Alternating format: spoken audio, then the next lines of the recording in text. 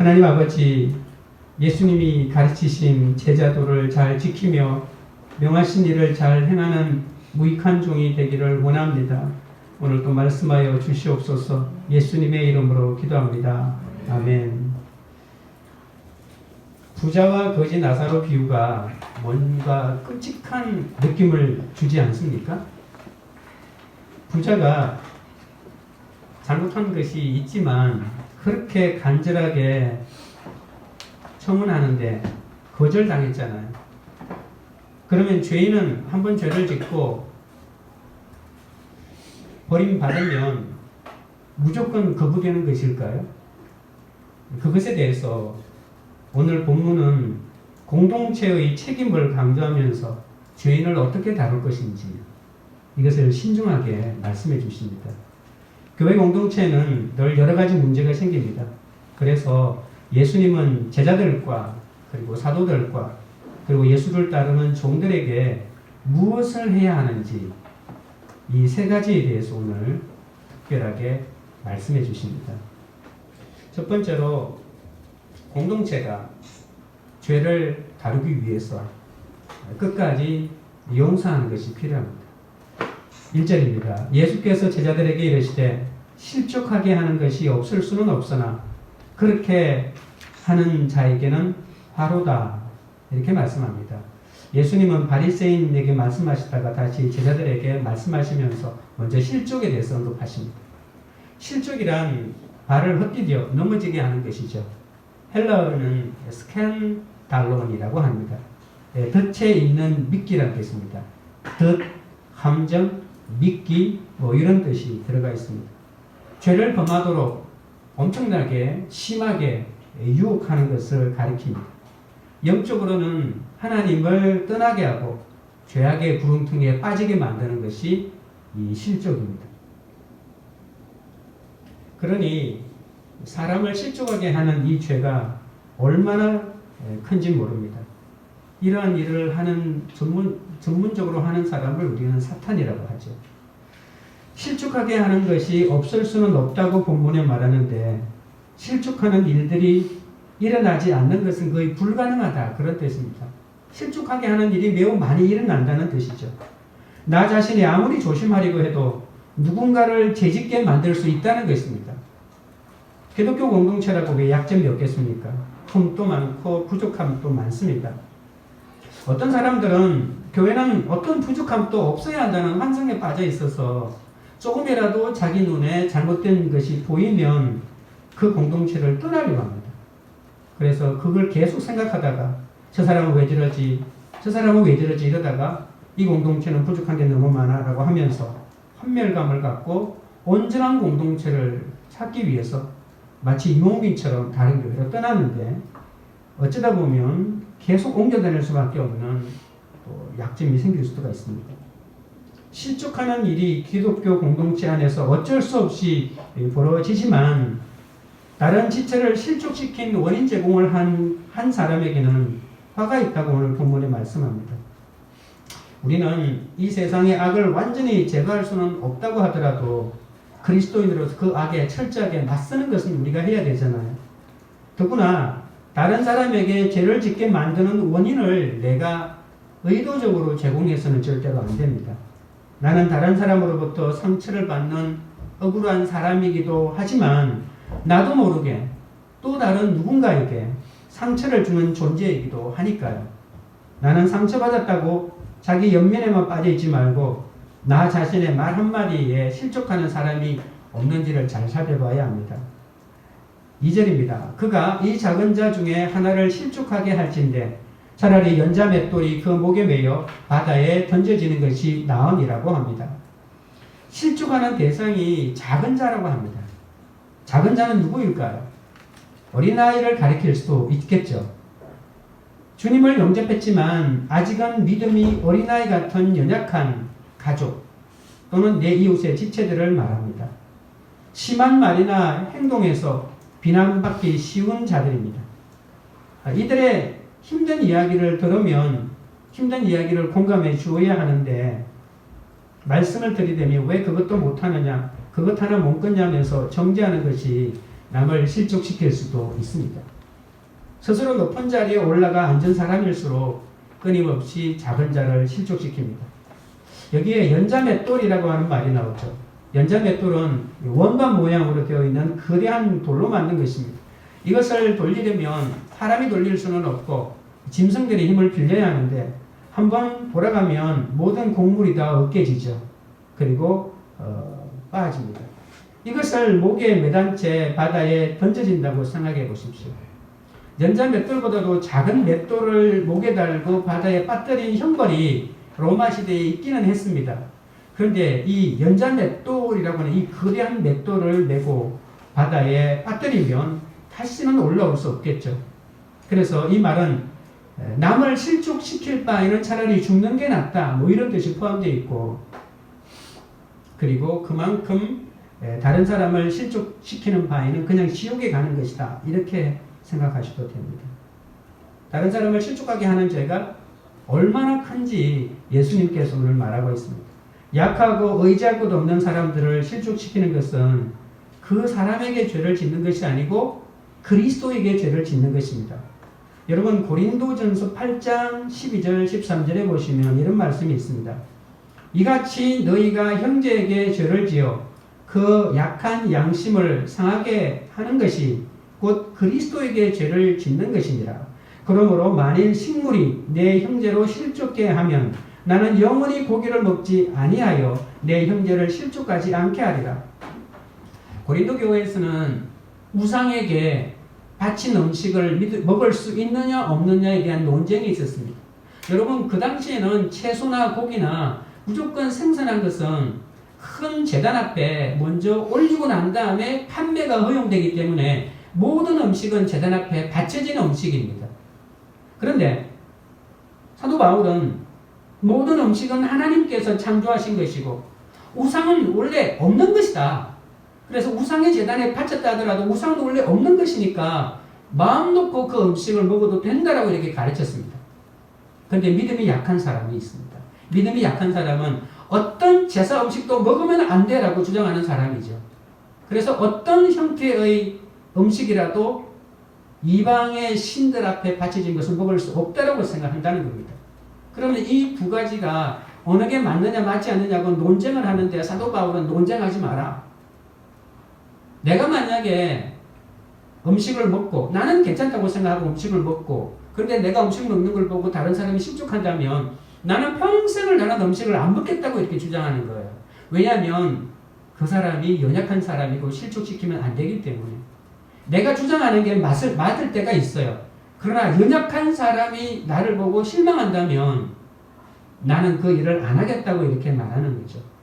그만큼 한 사람을 실족시키는 것이 내가 논리적으로 올바른 얘기를 하더라도 그 사람이 믿음이 연약하기 때문에 내가 실족할 수 있으니까 그렇다면 내가 그 일을 안 해야 된다라고 사도 바울은 말하고 있다는 거죠.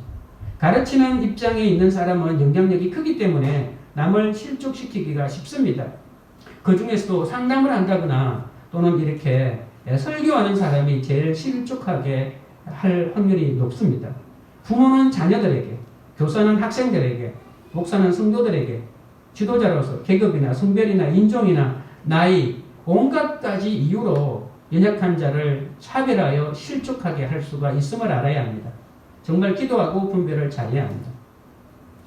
저는 말씀을 묵상하면 할수록 제가 23살에 무교회주의를 한다고 그렇게 열심히 다니던 교회의 발길을 끊고 4년 동안 교회를 가지 않고 집에서 혼자 성경 공부만 했던 시기를 떠올립니다.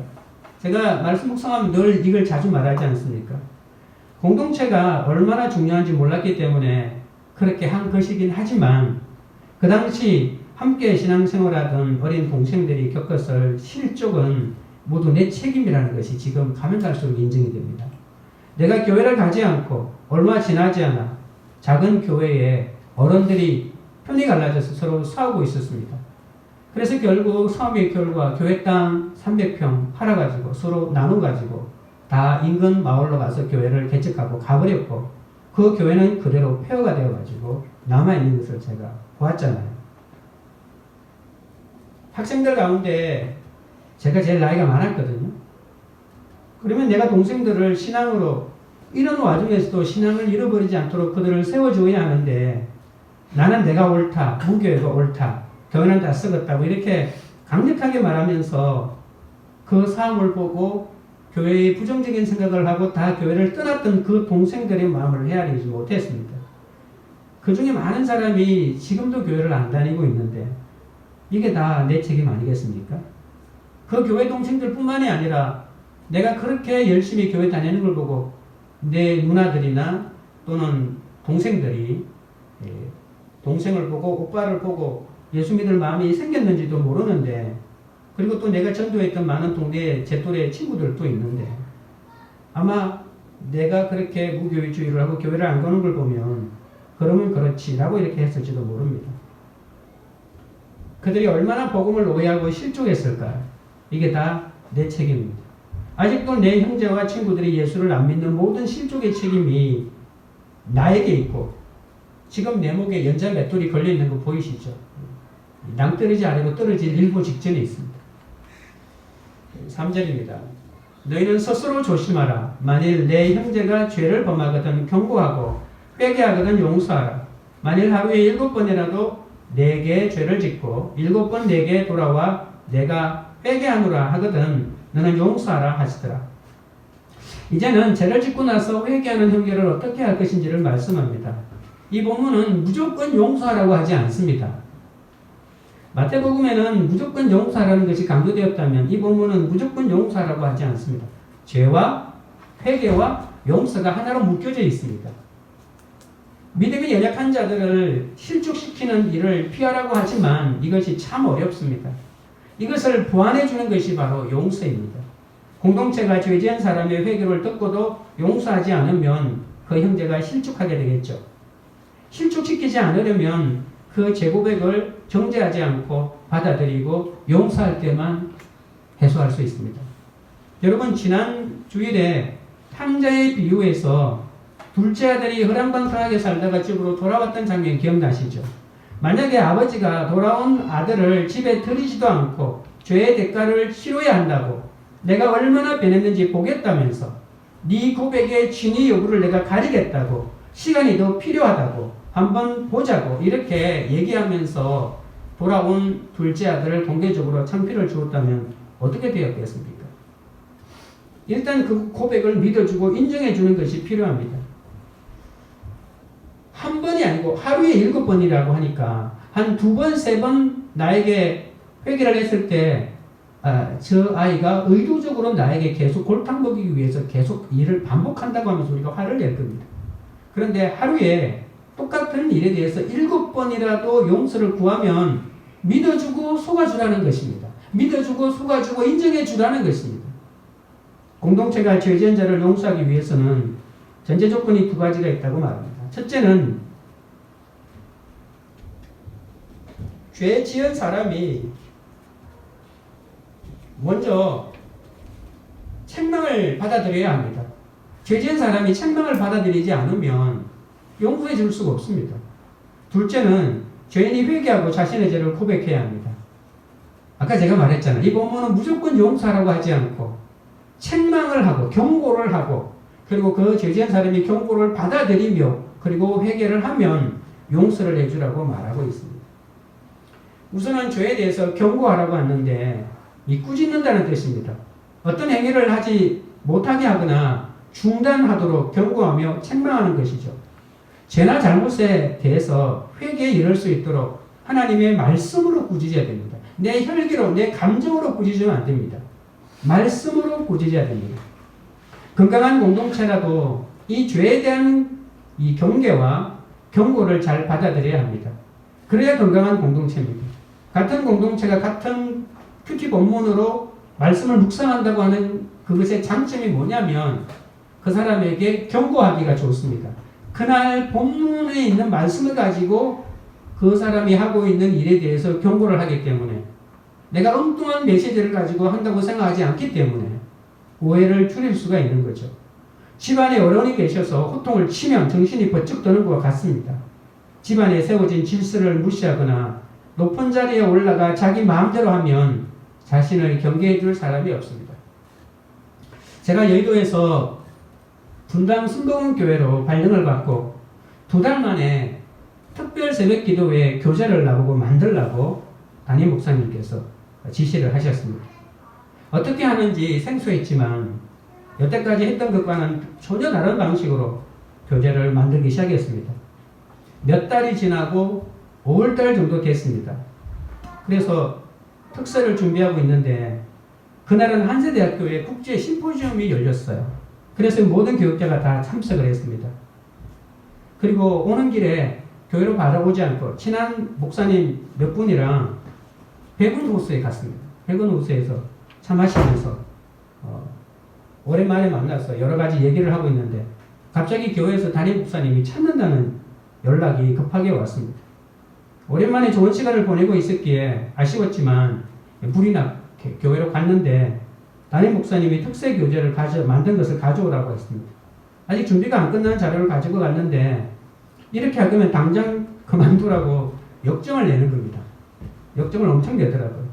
그래서 저는 다시는 이런 일이 없도록 하겠다고 하면서 다시 열심히 하겠다고 다짐을 하고 겨우 그 시간이 지나갔습니다. 그 후로 제가 특세 교재를 10년 동안 만들었는데 그 이후로 그런 일이 한 번도 없었습니다. 그래서 제가 그때 내 게으름을 질타해 준 담임 목사님의 그 호된 꾸지람이 나를 10년 동안 변함없이 특세 교재를 만들게 했던 힘이었구나라고 하는 생각을 하게 됐거든요. 그래서 여러분 꾸지람을 해주는 어른이 있어야 됩니다. 어른이 없으면 자기 마음대로 하거든요. 그래서 꾸지람 해주는 아내, 꾸지람 해주는 남편이, 그리고 저는 가끔 꾸지람, 우리 큰딸에게서 꾸지람을 많이 듣습니다. 네. 설교를 왜 그렇게 하냐. 아내가 얘기하는 것도 또 신나게 얘기합니다. 왜 적용이 없냐고. 그렇게 할 바에는 책 읽는 거 아니냐고 막 이렇게 하는데 그런 꾸지람이 있어서 네, 이런저런 얘기를 많이 하게 됩니다. 여기서 우리가 꼭 알아야 하는 것은 책망에도 목적이 있다는 것입니다. 경고나 치리는 죄인들에게 수치를 주거나 좌절을 주거나 쫓아내기 위해서 하는 게 아닙니다. 말씀으로 바로잡고 회복하는 데 있습니다. 우리는 공동체에 있는 죄를 못 본 채하고 넘어가 버리기가 쉽습니다. 공동체의 잘못을 바로잡기 위해서는 교회 전체가 한 몸으로 경고의 역할을 직접 감당하고 또 회개하고 주님께 다시 돌아오도록 화해시키는 이 값비싼 대가를 지불해야 하거든요.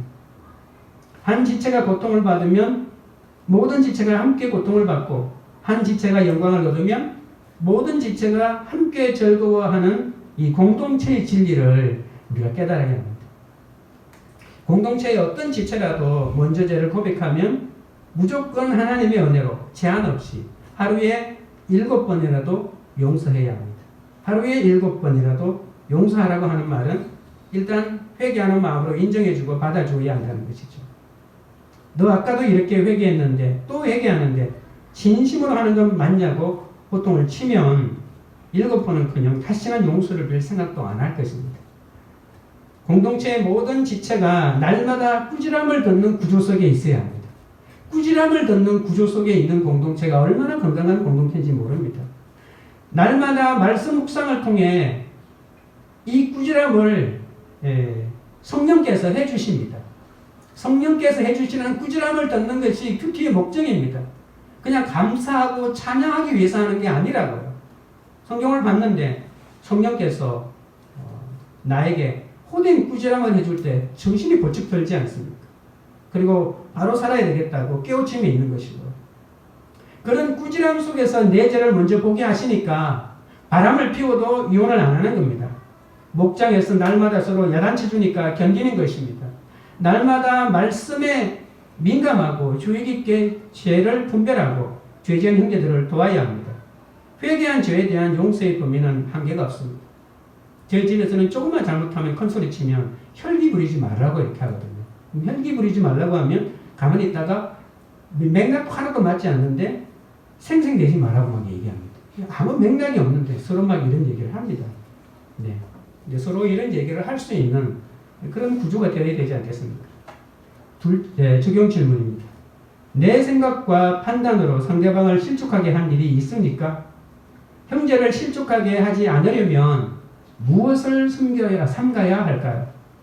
둘째로 예수님은 자신을 따르는 제자들과 그리고 종들에게 이렇게 말합니다. 진정한 믿음을 가지라고 합니다. 5절입니다. 사도들이 주께 여짜오되 우리에게 믿음을 더하소서 하니 주께서 이르시되 너희에게 겨자씨 하나할 만한 믿음이 있었더라면 이 뽕나무더러 뿌리가 뽑혀 바다에 심기어라 하였을 것이요 그것이 너희에게 순종하였으리라.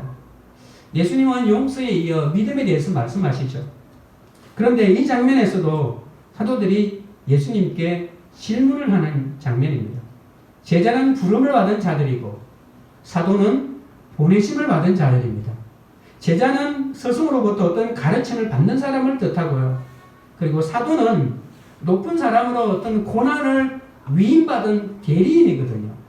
그래서 제자와 사도는 다른 개념이라고 볼 수 있습니다.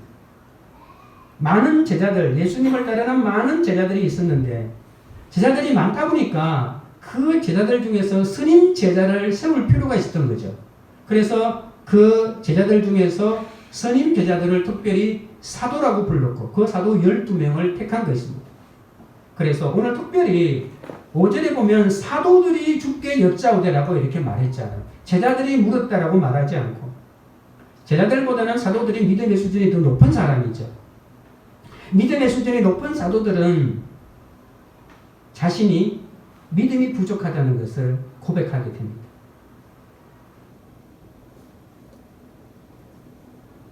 예수님의 제자라면 높은 자리에 올라갈수록 주님의 말씀을 더 듣고 따를수록 자신의 잘못을 고백하지 않을 수 없습니다. 이 사도들은 자신들의 부족함이 무엇인지 정확히 깨닫고 있었습니다. 여기서 말하는 믿음이란 뭘까요? 예수님이 아까 말했던 나에게 용서를 비는 사람을 용서해 주는 겁니다. 잘못을 구하는 자에게 용서를 해주는 것이 믿음인데 사도들은 내가 참 용서에 부족하고 준비가 안 된 사람이라는 것을 느꼈기 때문에 그 가르침을 듣자마자 예수님에게 믿음을 달라고 이렇게 말하는 것이죠. 복음서에서는 제자들이 사도로 불릴 때마다 자신들의 부족함을 고백하는 장면이 있습니다. 참 신기하죠. 사도들이라고 말할 때마다 자신의 부족함과 연약함을 고백하는 장면이 있으니까 제자와 사도는 뭔가 다르다고 말할 수 있습니다. 자신의 부족함과 연약함을 보는 것은 수치가 아니고 그게 바로 은혜입니다. 작은 자를 실족하게 하지 말고 끝까지 용서하라는 주님의 명령을 듣자마자 믿음을 달라고 간청한 걸 보면 이 믿음은 죄인을 끊임없이 용서해 주는 것이라고 볼 수 있습니다. 이처럼 용서라는 것이 어렵고 내 힘으로는 불가능하고 성령의 은혜가 임해야만 가능합니다. 주님은 양적인 믿음을 원하는 제자들에게 겨자씨 하나할 만한 믿음만 있어도 다른 사람을 용서해 줄 수 있다고 말합니다. 너에게 더 큰 믿음의 능력이 임해야만이 네가 다른 사람을 용서해 주는 것이 아니고 네가 가지고 있는 지금 믿음이 아무리 적다 하더라도 그 믿음을 가지고 다른 사람을 용서할 수 있다고 말합니다. 왜 그렇게 말씀하셨을까요? 다른 사람을 지도하는 역할을 맡게 되면 자기 믿음의 한계를 절박하게 느낄 때가 많습니다. 그때마다 나는 더 큰 믿음이 있으면 좋겠다고 생각합니다. 그래서 다른 제자들보다 월등한 큰 믿음을 강구하게 됩니다. 그런데 오늘 주님은 큰 믿음 그거 필요 없다. 겨자씨 하나할 만한 믿음이면 된다고 말씀하십니다. 그러면 겨자씨 하나할 만한 믿음은 어떤 믿음일까요? 겨자씨 하나를 자라면 산도 옮기고 마태복음은 산도 옮긴다고 했지만 오늘 본문은 뽕나무 뿌리도 뽑을 수 있다고 합니다. 유대 랍비들은 이 견고한 뿌리 조직 때문에 뽕나무를 참 좋아합니다. 이런 뿌리 덕분에 뽕나무는 500년까지 거뜬히 살 수 있다고 합니다.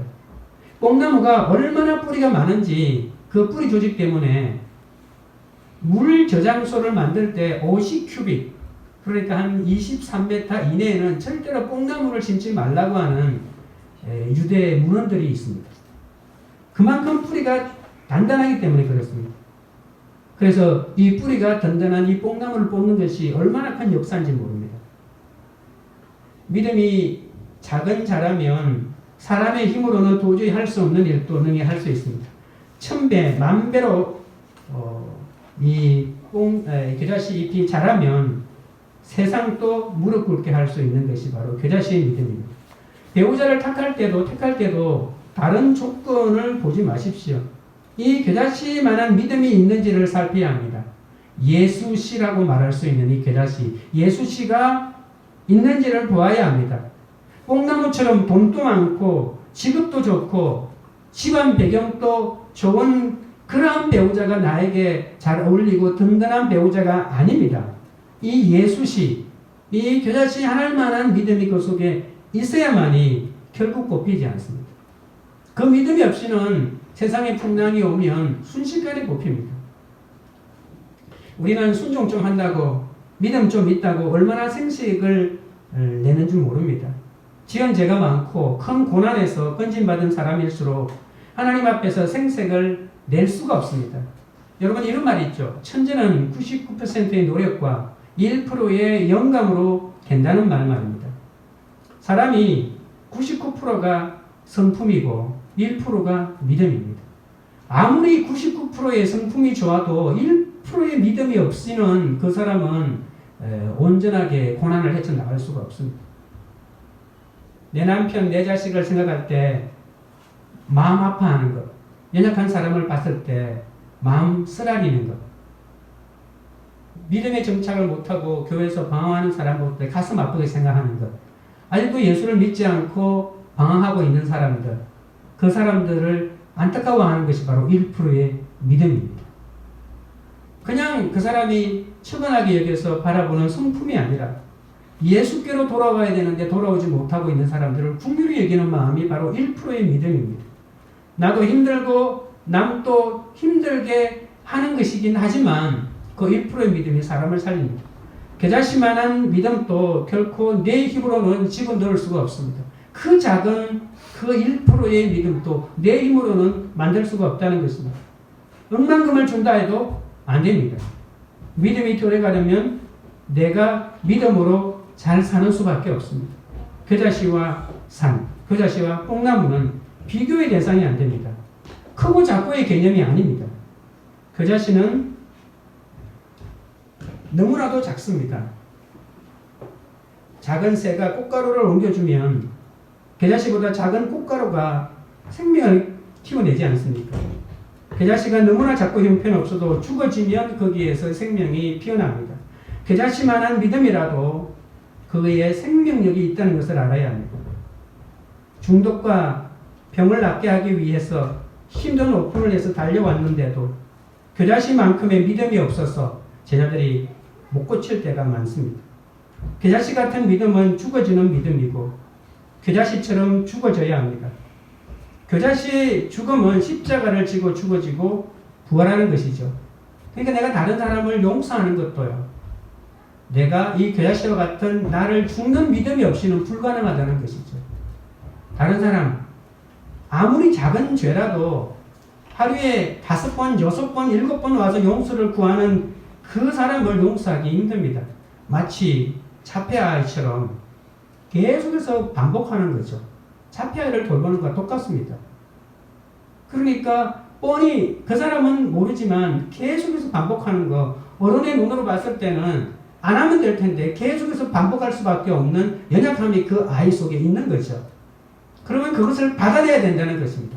그 아이가 일부러 그러는 게 아니기 때문에 그 아이 어쩔 수 없이 그렇게 하고 있는 거기 때문에 그래서 우리에게 계속해서 똑같은 반복되는 죄를 용서를 비는 사람은 연약한 자들입니다. 아직도 믿음이 연약한 자들입니다. 그래서 율법으로 들이대거나 호통을 치면 그 아이가 실족하기 때문에 실족시키면 안 된다고 하는 것. 그러면 어떻게 해야 되나요? 내가 죽어져야 되겠죠. 이 겨자씨 하나만큼이라고 하는 이것이 바로 내가 죽어지는 믿음의 고백이라고 말할 수 있습니다. 오늘 예수님의 답변을 다시 한번 볼까요? 예수님은 이렇게 말하는 것입니다. 사도들이라고 해도 영적으로 탁월한 능력이 필요하지 않다. 나는 그런 믿음을 요구하지도 않고 그리고 너희들에게 제공하지도 않는다라고 예수님이 말씀합니다. 그냥 겨자씨 하늘만한 믿음만 있으면 충분하다고 말씀합니다. 겨자씨가 너무 작아서 손바닥에 올려놓으면 먼지와 같아서 겨우 보일 정도죠. 사도들의 특징은 믿음의 양이 아닙니다. 그냥 내가 있는 믿음을 사용하는 거죠. 내 믿음을 가장 적재적소에 사용하는 겁니다. 그러면 내 믿음이 사용만 해놓고 용서한다고 해놓고 그 용서를 감당하지 못해서 힘들 때가 있죠. 저도 그런 적이 있습니다. 제가 감당하지 못하는 일을 용서한다고 해놓고 제가 얼마나 힘들었는지 모릅니다. 이만큼 용서는 힘든 겁니다. 끊임없이 그 용서를 했다고 하는 그것을 가지고 말씀으로 채워내는 그 과정들이 내가 성장하는 하나의 계기가 될 수가 있습니다. 예수님은 아무리 작은 믿음이라도 그 속에 하나님이 함께 계신다고 말하고 있죠.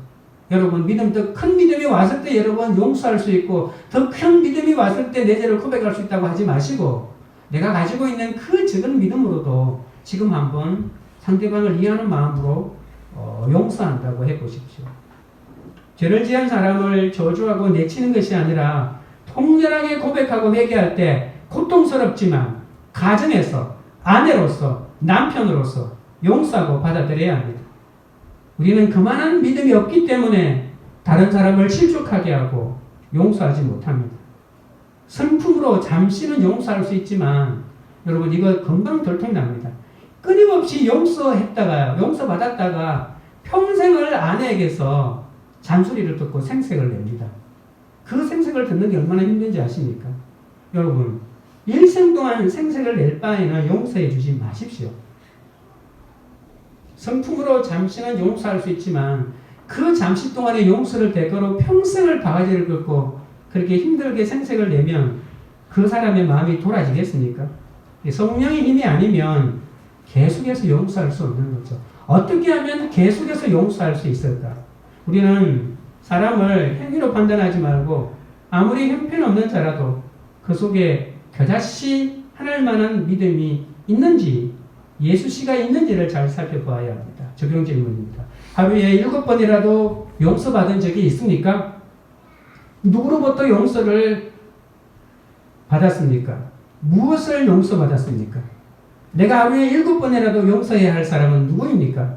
교회 다니고 예수를 믿어도 뽕나무 뿌리처럼 여전히 뽑히지 않는 죄와 중독은 무엇입니까? 그다시 하나님 만한 믿음이 없어서 여전히 판단되고 용서가 안 되는 사람은 누구입니까? 셋째로 예수님은 제자들에게 가져야 될 준비 가운데 하나가 무익한 종의 마음을 가져야 한다고 말합니다. 7절입니다. 너희 중 누구든지 밭을 갈거나 양을 치거나 하는 종이 있어 밭에서 돌아오면 그대로 곧 와 앉아서 먹으라 말할 자가 있느냐? 도리어 그대로 내 먹을 것을 준비하고 띠를 띠고 내가 먹고 마시는 동안에 수종 들고 너는 그 위에 먹고 마시라 하지 않겠느냐? 명한 대로 하겠다고 종에게 감사하겠느냐? 예수님은 청중에게 일상에서 경험하고 있는 경험을 토대로 오늘 주인을 섬기는 종에 대해서 말씀합니다. 보통 종은 이방인들이 전쟁터에서 포로로 잡혀와서 노예를 가리킬 때가 많이 있습니다. 이 종은 자신이 하고 싶은 일보다는 주인이 해야 될 일을 먼저 섬겨야 된다고 말합니다. 여러분 밭에서 쟁기질을 해보셨습니까? 얼마나 힘든지 모릅니다. 양을 치고 돌아와도 자기가 먼저 핀이 씻는 게 아니라 주인의 음식부터 차려야 하고요. 주인의 식사부터 챙겨야 하고 주인이 밥 먹는 동안 옆에 서가지고 온갖 신용을 다 해야 됩니다. 그러고 난 다음에 먹든지 말든지 음식이 남아있으면 먹고 옛날에 여러분 광해인가요? 그런 영화가 있었죠. 거기 보면 왕이 먹고 난 다음에 나머지 음식을 가지고 모든 그 수락관에 있는 후궁들이 음식을 먹는다고 하더라고요. 근데 왕이 바뀌어가지고 식성이 얼마나 좋은지 모든 음식을 다 먹어 치우니까 그 수락관 궁녀들이 먹을 음식이 없는 거예요. 그 다음부터는 안 먹더라고요. 그걸 알고 나면. 먹고 많이 남겨주면 그들이 먹는 거고 없으면 안 먹는 겁니다. 그들만을 위해서 다시 음식을 만들지는 않는 거죠. 이와 비슷하다고 말할 수 있습니다. 주인이 많이 먹으면 그러면 종이 먹을 게 없죠. 그러면 그날은 굶는 겁니다. 밖에서 경상도 말로 새가 빠지게 일하고 집에 왔는데 주인 음식 차리고 주인이 식욕이 너무 좋아가지고 다 먹고 하나도 안 남기면 그 사람은 아무것도 먹을 게 없는 거죠. 여러분 생각해 보십시오. 그 사람이 자기 먹으려고 다시 밥 안 치고 반찬하고 이렇게 할까요? 그런 건 있을 수가 없는 거죠. 그래서 주인을 먼저 섬기고 난 후에 자신의 일을 할 수밖에 없습니다. 그리고 그렇게 주인을 섬기고 난 다음에도 칭찬받을 생각을 하면 안 됩니다. 종들은 지시받은 일을 수행해야 할 의무가 있기 때문에 자기가 한 것은 마땅히 한 것입니다. 주일학교 봉사도 그렇고 차량 봉사도 그렇고 식당 봉사도 그렇고 아이고 참 얼마나 힘드십니까? 이런 인사가 참 인간 사는 재미고 정겨운 인사 같지만 이런 소리를 들으면 하나님이 나를 어려워한다고 하더라고요. 그러니까 그런 소리를 듣는 걸 싫어해야 됩니다. 그럼 내가 봉사를 하고 온갖 칭찬을 받으면 하나님이 나에게 이런 일을 잘 안 시켜준다는 거죠. 너는 그 일을 해도 싸다. 너는 내가 일 시키는 것을 고마워해야 돼. 하나님이 이렇게 나한테 말하는 게 당연하다고 생각하고 해야 된다는 겁니다. 왜 그럴까요? 우리는 무익한 종이기 때문에 그렇습니다. 이 무익한 종이라고 하는 것을 네가 한시도 잊지 말라고 얘기합니다. 이것을 잃어버리는 순간에 우리에게 가지고 있는 그 생색이 강력하게 빛을 발하게 될 겁니다. 10절입니다. 이와 같이 너희도 명령받은 것을 다 행한 후에 이르기를 우리는 무익한 종이라 우리가 하여야 할 일을 한 것뿐이라 할지니라. 종이 지시받은 일을 아무리 잘했다 해도 나는 무익한 종이라고 말해야 합니다. 명령받은 것이란 뭘까요? 바로 하나님께서 명령하신 것이죠. 여러분 골로새 교회의 지도자인 빌레몬이라는 사람이 있었고요. 그 빌레몬에게는 종이 한 명 있었는데 그레다 지역의 출신의 종 오네시모라는 사람이 있었기 때문에 굉장히 성격이 난폭하고 다루기가 힘들었고 그 당시 그레다 섬의 종은 가장 다루기 힘들다고 하는 정설이 있어가지고 가격도 굉장히 낮습니다. 이 오네시모의 이름의 뜻이 뭐냐면 유익한 자라는 뜻이에요.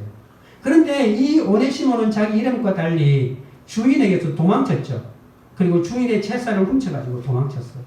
그래서 도망쳐서 가다가 안 잡히기 위해서 가장 사람이 많은 로마로 갔다가 그곳에서 사도 바울을 만나게 되고 예수를 믿게 되었죠. 그러면서 사도 바울이 빌레몬에게 편지를 씁니다. 그 편지가 쓰는 게 바로 빌레몬서인데 이 빌레몬 1장 11절에 이렇게 했습니다.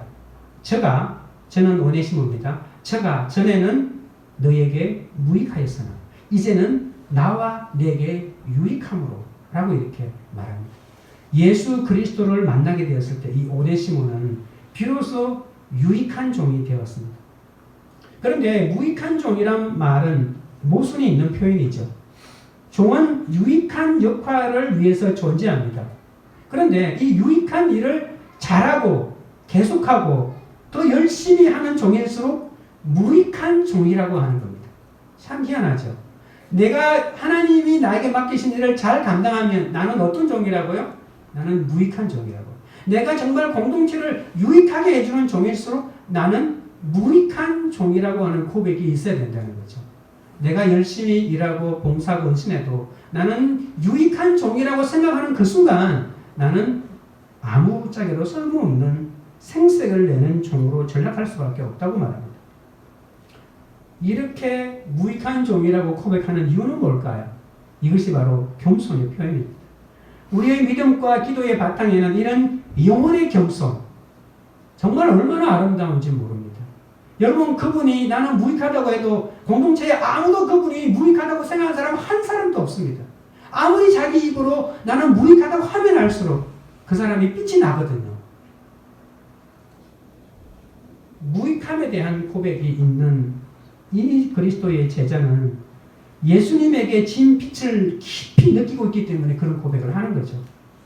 제자들이 목숨을 내놓고 주의 길을 따라가고도 자신은 무익한 종이라고 고백하는 것은 바로 주님 때문이죠. 예수님께서 십자가에서 우리를 위해서 죽어주신 그 온전한 헌신이 있었기 때문에 이런 겸손의 자세를 가질 수가 있죠. 예수님이 그러지 않았다면 우리는 나를 피하려야 되는데 내가 무익한 종이라고 말할 필요가 없죠. 이 모든 것이 그리스도의 공로입니다. 내 공로가 아니기에 자랑할 것이 없죠. 주님의 제자라면 충성과 순종은 마땅히 해야 할 의무이자 특권입니다. 지금 순종하고 용서했다고 생색내서는 안 됩니다. 종으로 섬겼다고 인정과 칭찬을 기대하는 것은 바로 자기 자신을 섬기는 것과 똑같습니다. 바리새인들은 선을 행하면 반드시 보상이 따른다고 가르쳤습니다.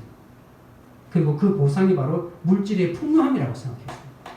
여러분, 바리새인들이 얼마나 물질을 좋아했는지 예수님께서 지난 주일에 큐티 본문에서 바리새인들은 돈을 좋아한다.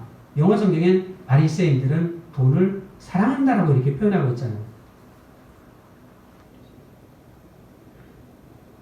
주님은 바리새인들이 생각하는 것이 바로 영적 교만이라고 하시면서 그들의 자만을 경계했죠. 고난 가운데 자기 죄를 보는 사람은 나 같은 죄인을 써주시는 주님의 은혜가 너무 크기에 무익한 종으로서 해야 할 일을 마땅히 했다고밖에 고백할 수밖에 없습니다. 적용 질문입니다. 주님의 제자로서 마땅히 해야 할 일인데도 생색을 내며 사람들의 인정과 칭찬을 기대한 적은 없습니까? 무익한 종임에도 주님이 내게 명하신 일들은 무엇입니까? 그 일을 하면서 생색을 내거나 사람들의 인정과 칭찬을 기대하지는 않습니까? 말씀을 맺겠습니다. 예수님은 자신을 따르는 제자가 마땅히 갖추어야 할 준비에 대해서 말씀하십니다.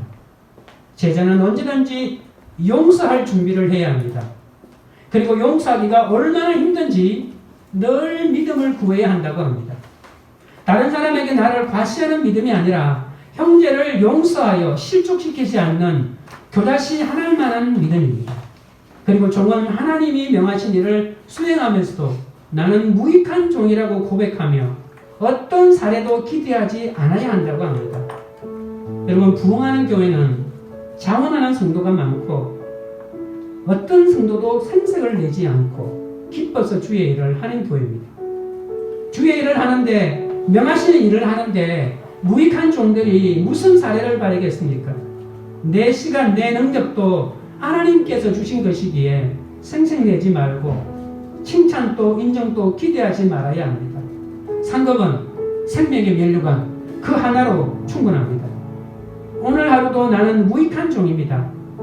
해야 할 일을 한 것뿐입니다. 고백하며 제자의 길을 따라가시는 여러분 되시기를 주의 이름으로 축원드립니다. 우리가 함께 찬양하고 기도하도록 하겠습니다. 나의 예수, 어떤 찬양.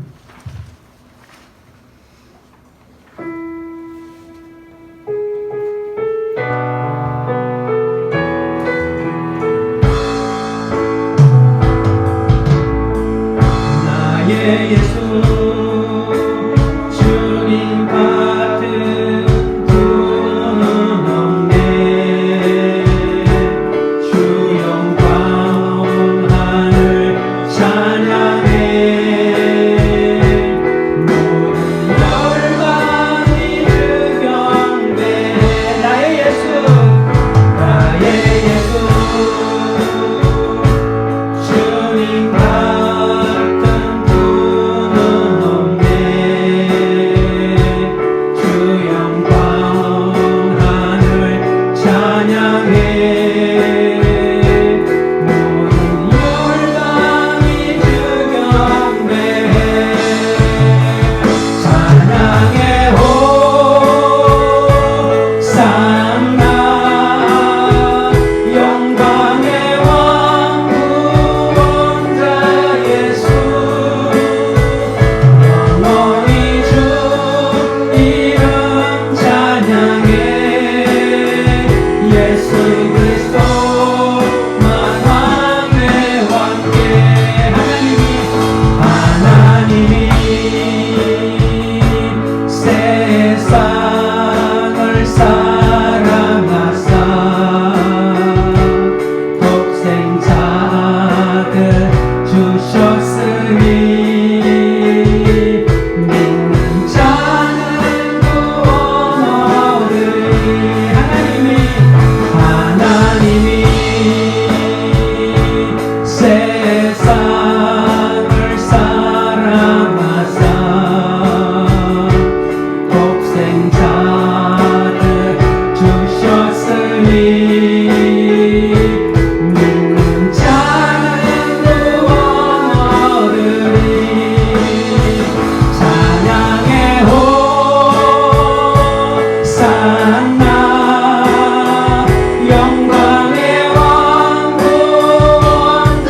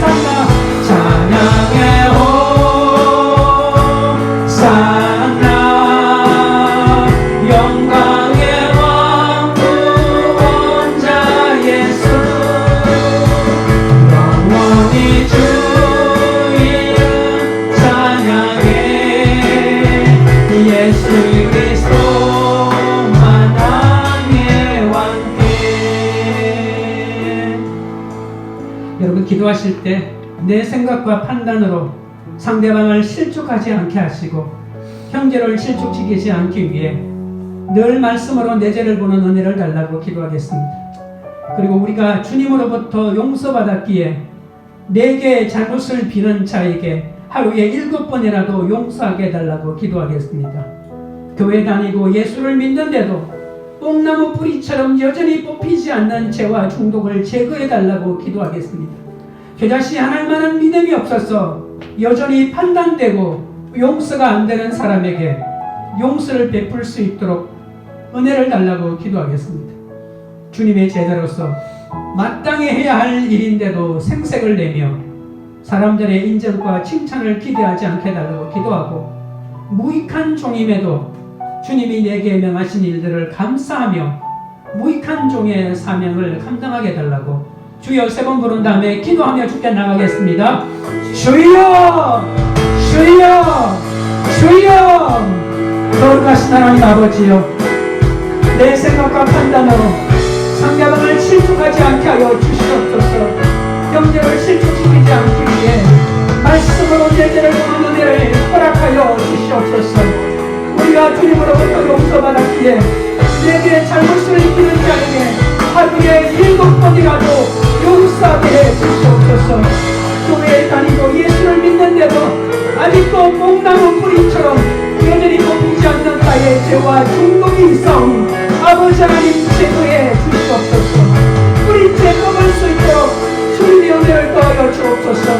그다시 하나님 만한 믿음이 없어서 여전히 판단되고 용서가 안 되는 사람에게 주여 용서를 베풀 수 있도록 은혜를 더하여 주옵소서. 주님의 제자로서 마땅히 해야 할 일인데도 생색을 내며 사람들의 인정과 칭찬을 기대하지 않게 해 주시옵소서. 무익한 종인데도 주님이 내게 명하신 일들을 감사하며 무익한 종의 사명을 감당하게 해 주시옵소서. 주여 은혜를 더하여 주시옵소서. 주님 함께하여 주옵소서. 하나님 아버지, 하루에도 7번뿐 아니라 수십 번을 죄짓고도 용서받은 저희이지만 그것이 하나님 만한 믿음이 없어서 다른 사람이 나에게 죄 지은 죄를 그렇게 용서하기가 힘들고 어렵습니다.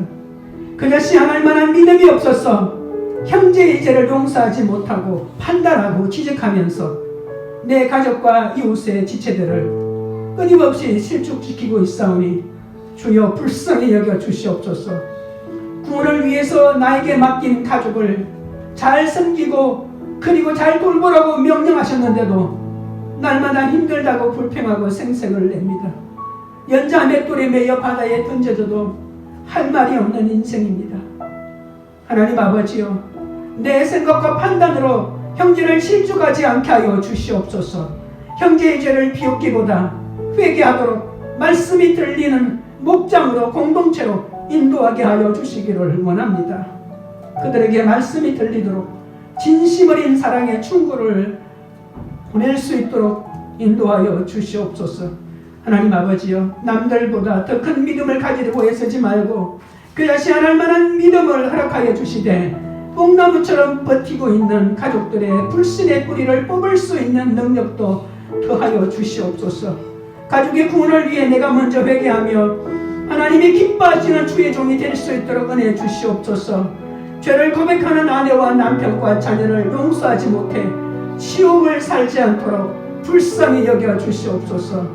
주님의 제자로서 마땅히 해야 될 헌신임에도 끊임없이 생색을 내며 사람들의 인정과 칭찬을 기대하는 저를 긍휼히 여겨 주옵소서. 코로나 바이러스 감염증으로 힘들어하는 이 땅의 백성들을 불쌍히 여겨 주옵소서. 열악한 환경 속에서도 밤낮으로 환자를 돌보는 의료진들과 방역팀과 실무자들에게 힘을 더하여 주시옵소서. 특별히 통제할 수 없을 만큼 급속도로 바이러스가 퍼지고 있는 이란과 이탈리아와 스페인을 비롯한 세계 각지로 퍼져가는 바이러스가 더 이상 확산되지 않도록 하루속히 백신과 치료제가 개발되도록 은혜를 더하여 주시옵소서. 광교우리들 교회가 형제의 죄를 보고 판단하고 비웃어 실족시키지 않게 하시고 오직 죄고백을 통해 형제의 죄를 용서하여 제자의 사명을 다하도록 함께 되는 공동체가 하여 주옵소서. 말씀이 왕노릇하고 은혜가 왕노릇하여 나는 무익한 종이라 고백하는 참된 교회가 되게 하여 주시옵소서. 예수님의 이름으로 기도합니다. 아멘.